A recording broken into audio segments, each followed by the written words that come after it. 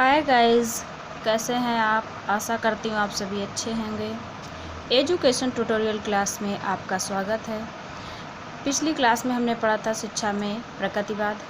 उसी क्रम में आज का हमारा टॉपिक है शिक्षा में प्रयोजनवाद। यह भी एक सैद्धांतिक विचारधारा है, दार्शनिक विचारधारा है। और प्रयोजनवाद आदर्शवाद और प्रगतिवाद की तुलना में भिन्न है। वर्तमान युग की दार्शनिक प्रयोजनवादी विचारधारा सबसे अधिक महत्वपूर्ण है। अर्थात वर्तमान में अगर कोई भी विचारधारा सबसे महत्वपूर्ण है तो वह है प्रयोजनवाद, क्योंकि यह विचारधारा एक ओर तो आदर्शवाद का विरोध करती है तथा दूसरी ओर प्रगतिवाद का। यानी कि जो आदर्शवाद में विशेष नियम बनाए गए हैं, एक तरह से लचीलापन जो नहीं है आदर्शवाद में, और प्रगतिवाद में इतना ज़्यादा लचीलापन है कि उससे भी बालक का स्वाभाविक विकास होना संभव नहीं हो पाता है। तो इन चीज़ों का प्रयोजनवाद में विरोध किया गया है। ऐसा नहीं है कि वो प्रयोजनवाद को स्वीकार, प्रयोजनवाद की बहुत सारी ऐसी विधियां हैं, बहुत सारे ऐसे सिद्धांत हैं जिनको आदर्शवाद के बहुत सारे ऐसे सिद्धांत हैं जिनको प्रयोजनवाद ने स्वीकार किया, और प्रगतिवाद के भी सिद्धांतों को प्रयोजनवाद ने स्वीकार किया है। परंतु प्रयोजनवाद एक ऐसी विचारधारा है जो व्यवहारिक तर्कों को महत्व देती है, व्यवहारिक तर्कों को विशेष महत्व प्रदान करती है, और सत्य की कसौटी पर कसकर ही किसी तथ्य को स्वीकार किया जाता है तथा व्यवहारिक परिणामों को ही सब कुछ मानता है। वास्तव में ये मानवतावादी दर्शन है। इसके अनुसार मनुष्य अपनी क्रियाओं के माध्यम से अपने मूल्यों का निर्धारण करता है। प्रयोजनवाद जिस तरह से आदर्शवाद शाश्वत सत्य की बात करता है, प्रगतिवाद शाश्वत सत्य की बात करता है। प्रगतिवाद कहता है कि यह संसार कैसे निर्मित हुआ, प्राकृतिक पदार्थों से, जबकि आदर्शवाद कहता है कि यह आध्यात्मिक सत्ता है। जो कुछ भी है, संसार नश्वर है, क्षणिक है, मिट जाने वाला है, इसलिए इसको कोई महत्व नहीं दिया गया है। भौतिक संसार को कोई महत्व नहीं दिया गया है, आध्यात्मिक संसार को महत्व दिया गया है। परंतु प्रयोजनवाद में व्यवहारिक सत्ता को स्वीकार किया गया है। प्रयोजनवाद के जन्मदाता चार्ल्स पियर्स को माना जाता है। इसके उपरांत इस क्षेत्र में विलियम जेम्स ने कार्य किया। इसके बाद जॉन डेवी ने। इस क्षेत्र में सबसे अधिक कार्य जॉन डेवी ने ही किया है तथा यह स्वीकार किया है कि मनुष्य सब बातों का मापदंड है और मनुष्य ही समस्त सत्यों का निर्माण करता है। ऐसा प्रयोजनवादियों का मानना है। देख लेते हैं प्रयोजनवाद का अर्थ। प्रयोजनवाद का अर्थ प्रैग्मेटिज्म शब्द की उत्पत्ति ग्रीक शब्द प्रैग्माटिकोस से मानी जाती है। प्रैग्माटिकोस शब्द प्रैग्मा और प्रैम्टोस से निकला है, जिसका अर्थ है ए थिंग डन, अर्थात किया गया कार्य, ए बिजनेस डीड, व्यवसाय, एन इफेक्टिव एक्शन, प्रभावी कार्य। इन सब चीज़ों को देखते हुए प्रयोजनवाद एक्शन यानी कि क्रिया पर अधिक बल देता है। इसके शाब्दिक अर्थ के अनुसार प्रयोजनवाद किसको बल देता है? क्रिया को अधिक बल देता है। और इसमें प्रयोजनवाद को प्रयोगवाद, फलवाद, व्यवहारवाद, उपयोगितावाद आदि नामों से भी जाना जाता है। प्रयोजनवाद को प्रयोगवाद, फलवाद, व्यवहारवाद और उपयोगितावाद के नामों से भी जाना जाता है, क्योंकि यह प्रयोग की बात करता है, क्रिया करने के बाद में उसके फल की बात करता है, व्यवहार की बात करता है और उपयोगिता की बात करता है। प्रमुख प्रयोजनवादी कुछ विचारक हैं, जरा उनके नाम देख लेते हैं, जैसे सुकरात, Hume, Locke, Bacon, Charles Peirce, William James, John Dewey इत्यादि। आइए इसके बाद कुछ परिभाषाएं देख लेते हैं प्रयोजनवाद की। प्रयोजनवाद की एक परिभाषा रोजन महोदय ने दी है। जिसमें लिखा है प्रयोजनवाद सत्य तथा अर्थ के सिद्धांत को प्रधानता देने के कारण मूलतः ज्ञानवादी विचारधारा है। इस विचारधारा के अनुसार सत्य को केवल उसके व्यवहारिक परिणामों से ही जाना जा सकता है। जेम्स वी प्रेट ने एक परिभाषा दी है, जरा वो भी देख लेते हैं। प्रयोजनवाद हमें अर्थ का सिद्धांत, सत्य का सिद्धांत, ज्ञान का सिद्धांत और वास्तविकता का सिद्धांत देता है।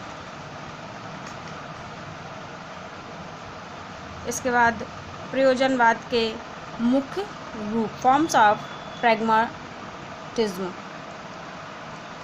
प्रयोजनवाद के रूप क्या क्या हैं या सुविधा के लिए प्रयोजनवाद को कितने भागों में बांटा गया है? तो सबसे पहला है मानवतावादी प्रयोजनवाद। सबसे पहला क्या है? मानवतावादी प्रयोजनवाद। दूसरा है प्रयोगवादी प्रयोजनवाद। तीसरा है जीव विज्ञानवादी प्रयोजनवाद और अगला है चौथा साधनवादी प्रयोजनवाद और अगला है पुनः रचनावादी प्रयोजनवाद। देखते हैं मानवतावादी प्रयोजनवाद क्या है। तो मानवतावादी प्रयोजनवाद सबसे अधिक लोकप्रिय है। इसके अनुसार मानव प्रकृति को पूर्ण रूप से संतुष्ट करने वाली सत्य है। यानी कि इनका मानना है कि मानव प्रकृति को पूर्ण रूप से संतुष्ट करना है।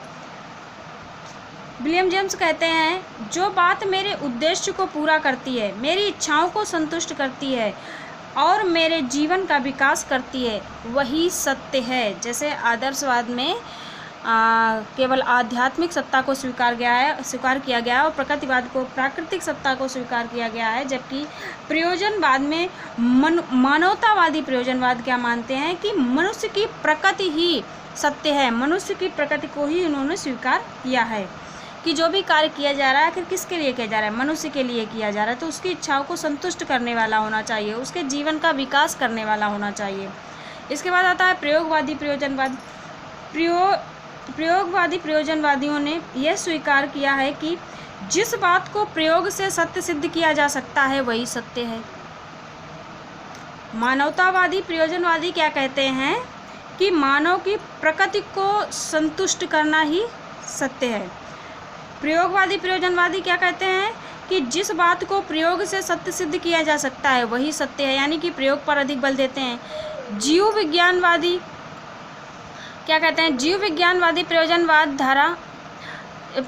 प्रयोजनवादी स्वीकार करते हैं कि इस प्रयोजनवाद की जांच मानव को अपने वातावरण से अनुकूलन करने की विचार प्रक्रिया से की जाती है। यानी कि जीव विज्ञानवादी जो प्रयोजनवादी हैं, इनका मानना है कि मानव को अपने वातावरण के अनुकूलन करने की विचार प्रक्रिया होनी चाहिए।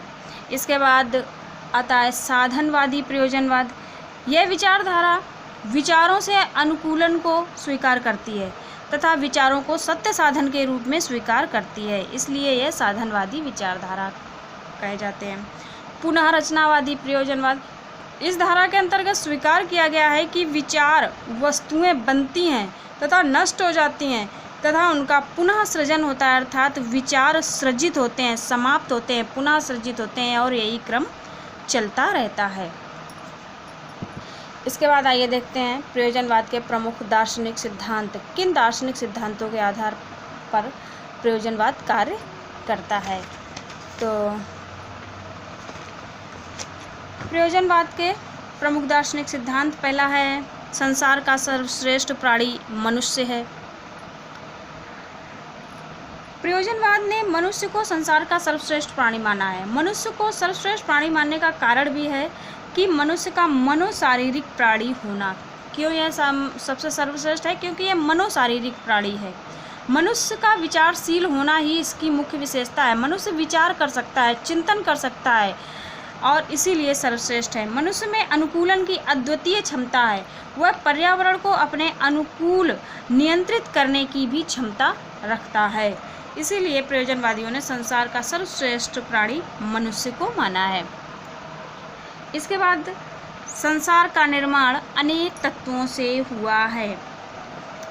आदर्शवादियों ने क्या माना था? संसार का निर्माण आध्यात्मिक सत्ता से हुआ है, जबकि प्रकृतिवादियों का मानना है कि पदार्थों से हुआ है संसार का निर्माण, और प्रयोजनवादियों का मानना है कि संसार का निर्माण अनेक तत्वों से हुआ है। प्रयोजनवाद अपने आप में बहुतत्ववादी है। इस विचारधारा की मान्यता है कि हमारे इस विश्व की रचना विभिन्न तत्वों के मध्य होने वाली विभिन्न क्रियाओं के परिणाम स्वरूप हुई है। हमारे विश्व का निर्माण की प्रक्रिया सदैव चलती रहती है। जबकि आदर्शवादी कहते हैं संसार नश्वर और क्षणिक है, मिट जाने वाला है, इसलिए इस पर वे विशेष चर्चा नहीं करते हैं, भौतिक संसार की बात करते हैं। और प्रकृतिवादी भौतिक संसार को ही सब कुछ मानते हैं। जबकि प्रयोजनवादी क्या कहते हैं कि विश्व के निर्माण की प्रक्रिया सदैव निरंतर, यानी कि चीज़ें बनती हैं और विघटित होती हैं, फिर से बनती हैं, फिर विघटित होती हैं, यही संसार का सत्य है। अगला, सत्य शाश्वत नहीं अपितु परिवर्तनशील है। प्रयोजनवादियों के अनुसार सत्य कहते हैं शाश्वत नहीं है, यह सत्य को भी परिवर्तित करते हुए बताया है इन्होंने कि सत्य भी परिवर्तित हो जाता है। प्रयोजनवाद ने सैद्धांतिक रूप से सत्य को शाश्वत नहीं माना है, सत्य का स्वरूप परिवर्तित होता रहता है। इस दृष्टिकोण से आध्यात्मिक जगत की कोई उपयोगिता नहीं है, अतः उसका कोई अस्तित्व नहीं है। इसके बाद केवल भौतिक संसार ही सत्य है। प्रयोजनवादियों के अनुसार केवल भौतिक संसार ही सत्य है, इसके अतिरिक्त किसी आध्यात्मिक संसार का कोई अस्तित्व नहीं है। प्रयोजनवाद के अनुसार केवल वही सत्य है जिसका कोई व्यवहारिक महत्व एवं उपयोगिता होती है। इस दृष्टिकोण से आध्यात्मिक जगत की कोई उपयोगिता नहीं है और इसका कोई भी अस्तित्व नहीं है। अगला है सामाजिक विकास का महत्व। प्रयोजनवाद के अनुसार मनुष्य एक सामाजिक प्राणी है, मनुष्य का विकास समाज में रहकर ही होता है। सामाजिकरण की प्रक्रिया भी समाज में होती है। समाज में रहकर व्यक्ति में विभिन्न सामाजिक सद्गुणों वैसे कि सहयोग, सहानुभूति, दया, क्षमता, सहन शक्ति आदि का समुचित विकास होता है। इन्हीं सद्गुणों का विकास ही सामाजिक विकास है, क्योंकि व्यक्तियों के सामाजिक विकास द्वारा ही इन्हें सुख की प्राप्ति होती है। इस प्रकार कहा जा सकता है कि सुखपूर्वक जीवन व्यतीत करने के लिए सामाजिक विकास अनिवार्य है, यानी कि सामाजिकता पर अधिक बल देते हैं। अगला इनका सिद्धांत है सुखपूर्वक जीना ही मुख्य उद्देश्य है। प्रयोजनवादी मनुष्य को किसी अंतिम उद्देश्य को निर्धारित करने के लिए नहीं मानते हैं, परंतु इनमें विश्वास भी करते हैं कि मनुष्य को अपना पर्यावरण ऐसा तैयार करना चाहिए जिससे मानव मात्र को सुख प्राप्त हो। अगला है सामाजिक कुशलता का महत्व। प्रयोजनवाद केवल सिद्धांतों में नहीं बल्कि व्यवहारिकता में विश्वास रखता है। सामाजिक विकास के लिए सामाजिक कुशलता आवश्यक है। सामाजिक विकास के लिए समाज के सदस्यों में क्रियात्मक शक्ति भी होनी अनिवार्य है। व्यक्ति की व्यवहारिक समस्याओं के समाधान के लिए क्रियात्मक शक्ति अनिवार्य है। प्रत्येक व्यक्ति को अपनी मुख्य भौतिक आवश्यकताओं की पूर्ति के लिए किसी न किसी उद्योग, उत्पादन, कार्य एवं व्यवसाय को अपनाना चाहिए। यही सामाजिक कुशलता तथा सामाजिक विकास के लिए इसका विशेष महत्व है। अगला है राज्य एक सामाजिक संस्था है। प्रयोजनवाद ने राज्य को एक सामाजिक संस्था के रूप में स्वीकार किया है। राज्य को व्यक्ति और समाज दोनों के हित में कार्य करना चाहिए। राज्य का निर्माण मनुष्य द्वारा सप्रयास हुआ है। यह एक वास्तविक संस्था है, न कि कोई कृत्रिम संस्था। प्रयोजनवाद ने मुख्य रूप से लोकतंत्रीय शासन प्रणाली को प्रोत्साहन दिया है। तो ये है प्रयोजनवाद के प्रमुख सिद्धांत। इसके बाद देख लेते हैं प्रयोजनवाद और शिक्षा के उद्देश्य। प्रयोजनवाद और शिक्षा के उद्देश्य क्या हैं? प्रयोजनवादियों के अनुसार शिक्षा के प्रमुख उद्देश्य हैं। सबसे पहला उद्देश्य बताया गया है कि पूर्व निश्चित उद्देश्यों का विरोध किया है, यानी कि शिक्षा का पहले से कोई निश्चित उद्देश्य नहीं होना चाहिए, ऐसा प्रयोजनवादियों का मानना है।